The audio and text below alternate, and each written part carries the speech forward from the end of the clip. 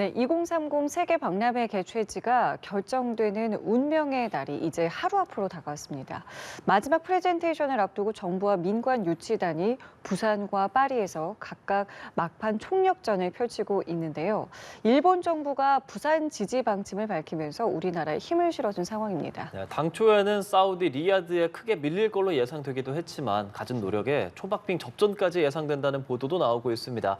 오늘 관련 내용들 이인철 참 좋은 경제연구소 소장과 이야기 나눠보도록 하겠습니다. 소장님 어서 오십시오. 네. 안녕하십니까. 이제 하루 남았습니다. 현지 우리나라 시간으로 내일 밤이면 개최지가 결정이 되는데 세계 박람회 엑스포라는 거는 많이 들어봤어요. 어떤 건지 간단하게 저희 먼저 설명을 들어볼까요? 그렇습니다. 아마 이제 그 정관계 예. 그리고 이제 엑스포 추진위원단들은 아마 수능 보는 마지막 시험 전날 그 기분일 거예요. 2030 세계 엑스포 박람회 개최 유치 결정이 하루 반나절 정도 남았습니다. 예. 근데 세계 박람회의 기원을 보게 되면 지금이야 뭐 세계 각국이 모여서 정말 참가국들의 자국의 기술, 산업, 문화를 좀 뽐내는 자리입니다. 국제적인 행사이고 매 5년마다 열리게 돼 있어요. 그래서 세계 경제, 문화 교류, 기술 혁신에 큰 영향을 미치면서 전 세계인들이 거의 굉장히 이목이 집중되고 있는 이 행사로 거듭나고 있는데 그러나 세계 최초의 박람회는 1850년대 시작이 됐습니다. 1851년 영국 런던 하이드 파크에서 건설된 이 수정궁에서 최초의 세계 박람회가 시작이 됐는데 그 이후에 사실 굉장히 어떤 규칙성이 없이 난립됐고 규모 기간을 이제 굉장히 제한하지 않았기 때문에 조금 이제 규격화된 게 좀 필요하지 않겠느냐. 국가 간 돌아가는 어떤 순회 시스템을 만들면서 정확하게 다양한 유형의 박람회를 규정한 것은 1928년입니다. 파리 협약에 근거해서 개최 도시와 횟수 등을 규정하는 국제 박람회 기구가 창설이 됐는데요. 그러다 보니까 국제 기구의 본부는 프랑스 파리에 있고요. 그리고 이제 이 기구가 설립된 이후에 엑스포는 명실상부한 세계 경제 문화 올림픽으로 자리매김하게 됐습니다.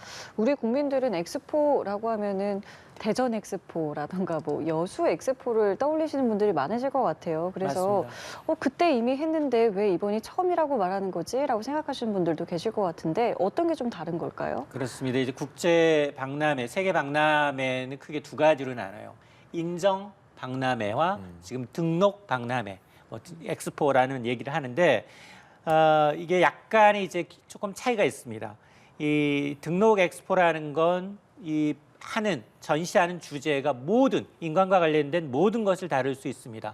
아마 고속도로 왔다 갔다 하면서 이제 대전이라든가 아니면 이제 여수에 한번 들려보시게 되면 엑스포 당시에 보면 각국마다 전시관을 설치하거든요. 거기는 자기의 미래에 대한 기술력을 총 뽐내는 여러 개 이제 이 전시물이 이제 전시가 되게 돼 있는데 이렇게 과거에 우리가 했던 이제 대전과 여수는 인정 엑스포입니다. 인정 엑스포로서 주제하고 규모가 다소 한정돼 있어요.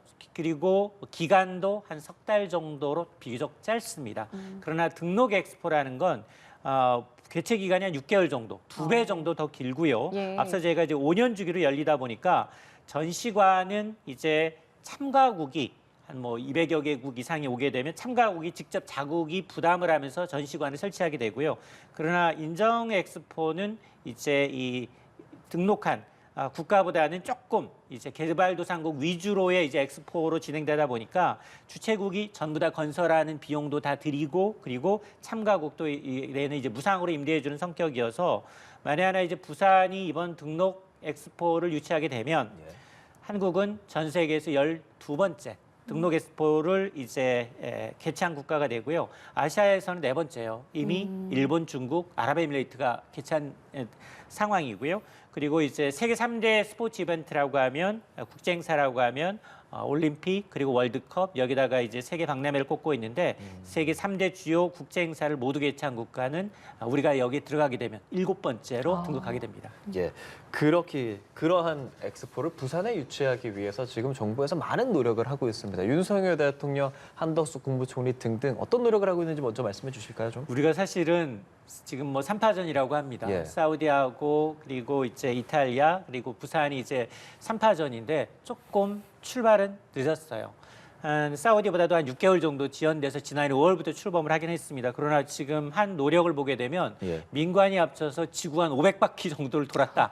이게 지금 상상이 안 가실 텐데요. 예. 어쨌든 이제 우리가 6개월 늦게 출발한 만큼 이제 유치전에 본격 뛰어들면서 윤 대통령 포함해 한 총리 또 정부 고위 관료들 그리고 주요 기업 임원들을 포함해서 엑스포 유출위에서 무려 지구를 495바퀴에 해당하는 한 2천만 킬로미터를 이동했다고 합니다. 그래서 각국 정부 고위 관료들, 국제기구 관계자들 3,400여 명을 만났고 무려 각국의 정상 566명이에요. 세계 각국이 한 230개국밖에 안 되는데, 예. 그러니까 한 국가의 정상을 두세 차례 이상 만날 정도로 빈번하게 만나서 이제 유치를 호소했다라는 건데요.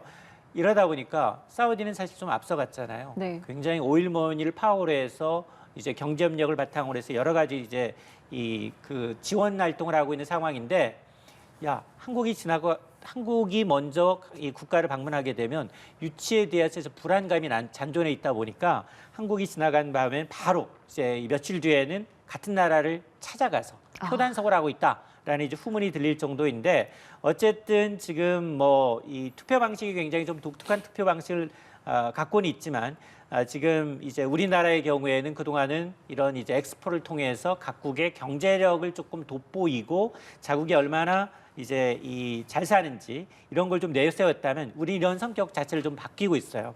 그러니까 과거 엑스포들이 이제 참가국들의 국력을 과시했다면 지금은 이게 부산 엑스포를 일회성 행사가 아니라 지속 가능한 그리고 이제 다양한 주제, 기후 변화라든가 어떤 불평등이라든가 예. 디지털 격차 해소와 같은 인류의 어떤 공통적인 난제를 그리고 이제 이 지혜를 나눌 수 있는 플랫폼이 되도록 하겠다라는 비전을 내세우고 있는데, 이런 것들이 아마도 이제 이제 아시아의 기적을 만들었던 한강의 기적을 만들었던 한국의 성공 사례를 보고 싶어하는 이런 이제 다수의 중견기가들 약소국들한테 상당히 어필하고 있는 것으로 알려지고 있습니다.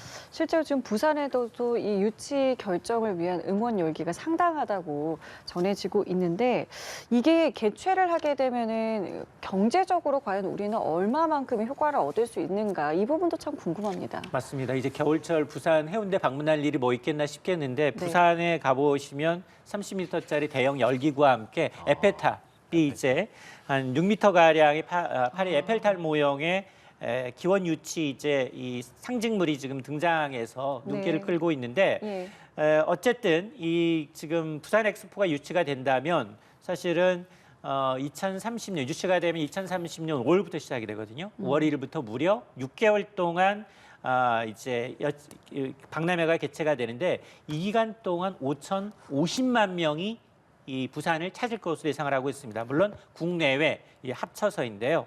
이 산업연구원의 이제 조사를 보게 되면 이 행사를 준비하는 과정에서 우리가 이제 투입된 비용들 한 5조 원 정도로 비용이 들어갈 것으로 예상이 되는데, 이에 따른 생산을 유발 효과가 한 43조 원 정도, 또 부가가치 유발 효과가 18조 원, 합치게 되면 모두 61조 원 상당의 경제 효과, 그리고 50만 명 상당의 일자리 창출 효과를 기대하고 있는데요. 이런 경제적 파급 효과를 과거에 있었던 이 박람회와 좀 비교를 해보게 되면, 네. 지난해 열렸던 아랍에미레이트 두바이 세계 박람회 경우에는 당시 한 40조 원, 이거보다는 한 3분의 2 이상 더 높은 예. 수준이고요. 네. 그리고 2015년 이탈리아 이제 밀라노 세계 박람회 당시 한 63조 원의 부가가치를 올린 것으로 알려져 있는데, 이와 비슷한 수준이 되는데, 야, 60조 원이라는 게 아직 열리지도 않았는데 표가 좀 과장된 거 아니야? 예. 라고 하실 수 있는데, 어쨌든 뭐 막대한 경제 어떤 효과 자체를 이제 수치적으로 이제 계산한다는 건 좀 어려울 수 있겠지만, 그러나 어떤 효과 자체를 부정할 수 있는 이제 부정할 필요는 없을 것으로 보이고, 과거 우리가 이제 여러 가지 국제 이벤트를 개최를 해왔고요. 실제로 2018년 평창 동계올림픽의 경우에는 거의 한 29조 원이에요. 당시에 한 2배 정도. 그리고 이제 2002년 한일 월드컵 우리가 4강의 신화를 얻으면서도 당시도 한 17조 원 정도의 경제 부가가치라고 감안하게 되면 그에 한 4배에 해당하는 이익을 거둔 것으로 이제 추산이 되고 있어서, 어쨌든 이 과거의 올림픽이나 월드컵보다도 행사 기간이 6개월이기 때문에 상당히 길거든요. 반년 가까이 기고, 또 산업적으로 어떤 첨단 기술에 초점이 맞춰져 있는 행사이기 때문에 이후 끝나고도 상당한 또 부가가치, 한국을 알리는 이 부가가치가 있을 것으로 기대를 하고 있습니다. 지금 판세도 궁금한데 아까 전에 사우디아라비아가 좀 앞서서 시작했다는 말씀해 주셨잖아요. 지금은 박빙이라는 보도들 많이 나오거든요. 객관적으로 좀 어떻습니까? 맞습니다. 사우디가 한참 오일 머니를 바탕으로 해서 뭐 지금 아프리카와 지금 유럽이 굉장히 절반 이상 표를 갖고 있거든요. 상당히 많은 표를 갖고 있는 건 맞고요. 자금력을 앞세워서 앞서가고 있는데 우리가 6개월 뒤져서 출발했지만 상당한 노력을 기울이다 보니까 근소한 차이로 지금 뭐 박빙 수준이다라는 얘기가 나오고 있습니다. 근데 앞서 제가 이제 이 투표가 참 우리한테는 굉장히 도움이 되는 투표 이 일정인데 1차 투표에서 182개 국가가 이제 1개국 1표를 한 표를 행사하게 되거든요. 예. 근데 전체 182개국 가운데 3분의 2 이상이 찬성해야만 이제 개최국이 선정이 됩니다. 근데 182개국 중에 3분의 2라면 122개 국가의 예. 표를 가져가야 되거든요.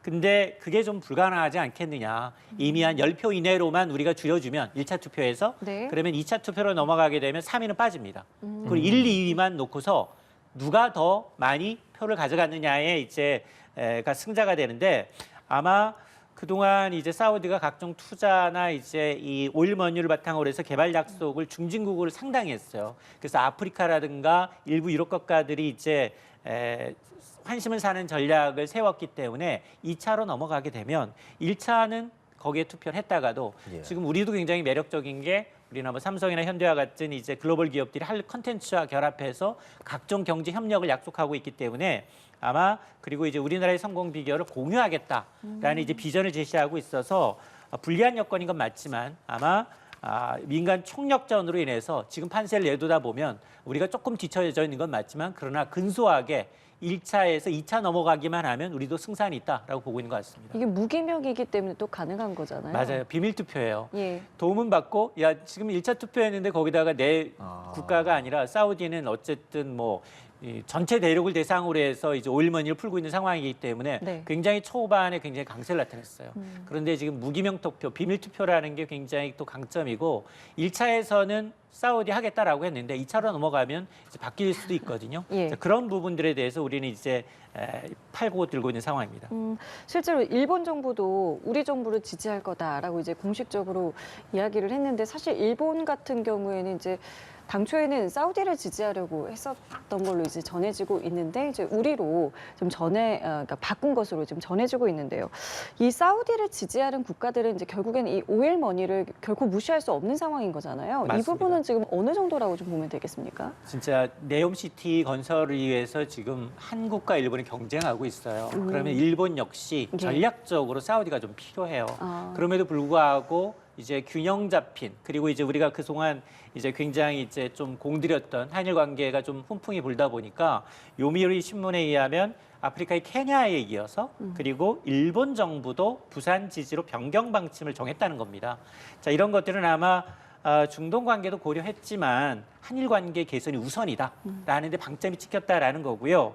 근데 사우디 공세도 만만치 않아요. 앞서 제가 우리가 먼저 돌고 오면 그 국가를 바로 2, 3일 후에 가서 다시 공략할 정도로 지금 예. 불안하다는 거예요. 이탈표 방지를 위해서 굉장히 노력을 하고 있고요.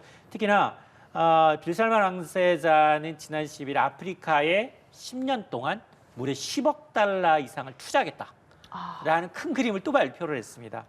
그런데 이게 당근과 채찍이에요. 그렇게 이제 돈을 풀겠다라고 했는데도 불구하고 케냐에서 또 이탈표가 나오잖아요. 그러니까 불안한 거예요. 그러면서 최근 들어서는 압박 카드도 내놓고 있습니다. 만에 하나 사우디 소재에 있는 성지 순례국이 있는데 여기를 순례하기 위해서는 반드시 동조해야 된다. 사우디 투표해야 된다. 찬성 투표하지 않으면 여기 방문하는 거 규제하겠다.